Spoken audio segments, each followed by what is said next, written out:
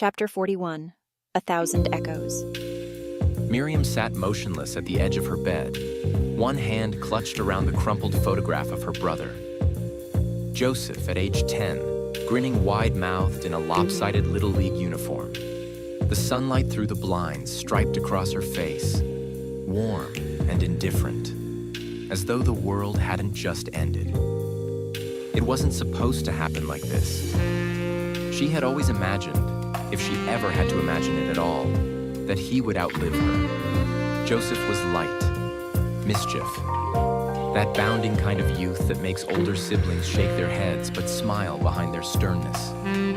From scraped knees to broken curfews, he was a tangle of trouble that never failed to tug at her heart. But now, he was gone. Miriam didn't cry at first. There was a hollowness too vast for tears. The news had arrived just hours earlier, and yet it had sunk in with the weight of something ancient. Like it had already been true forever, and she was only just now catching up to the truth. She stared down at her hands. They were shaking even now. Not from fear, not from cold. Just the body's protest against a world suddenly changed beyond reason. Joseph. She whispered his name aloud, and it felt strange, as if saying it might conjure him, might undo whatever moment had torn him from the world, as if her voice could reach back in time and stop it, just stop it, before it had begun. They said it was quick, some sterile phrase, meant to offer comfort.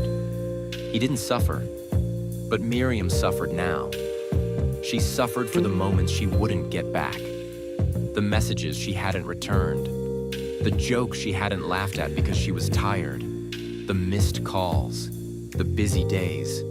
She felt guilt sink in like ink in water, thick, irreversible.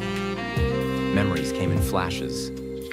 Joseph as a toddler with jam on his cheeks.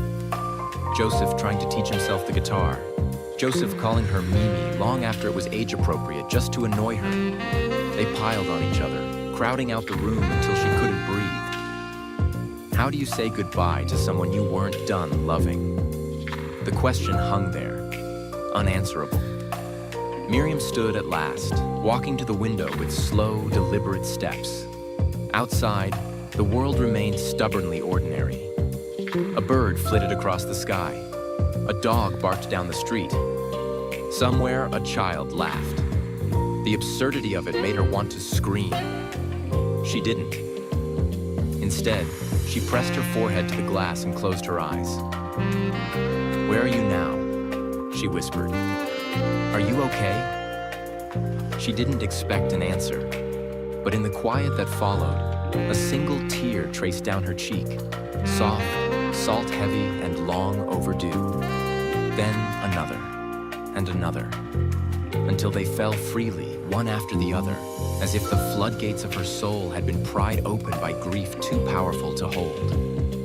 Miriam wept for him, for herself, for the unbearable weight of loving someone the world had stolen. And through the sobs and silence, a vow formed, quiet but steel strong. She would find out what happened. She would not let this go unanswered. Whatever had taken Joseph from her, it hadn't taken her strength. Not yet.